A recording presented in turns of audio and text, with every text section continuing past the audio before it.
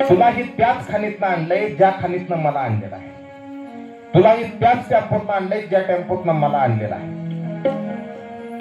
तूही त्याच जातीची, मीही त्याच जातीची. तूही दगड, मीही दगड.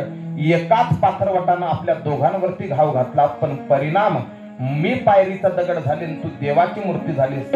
असं तू काय सहन केलं? साधा प्रश्न आहे तिचा. मंदिरामध्ये येत असताना माझ्या डोक्यावरती लोक पाय ठेवतात, पण तुझ्या पायावरती लोक डोकं ठेवतात. इतकं देव होण्यासाठी तू काय केलंस?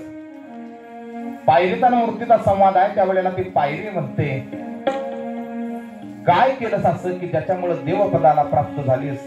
ती मूर्ती नम्रतेनं सांगू लागते की बाई, जात जरी एक असली, तू दगड आहे, मी दगड आहे. एकाच पात्रवटानं घाव घातलेला असू दे किंवा एकाच खाणीतनं आणलं गेलं असं ना, पण ज्या वेळेला पाथरवट आपल्या दोघांवरती घाव घालत होता, घाव घालत असताना पाथरवटानं छन्नी घेतली, हातोडा घेतला.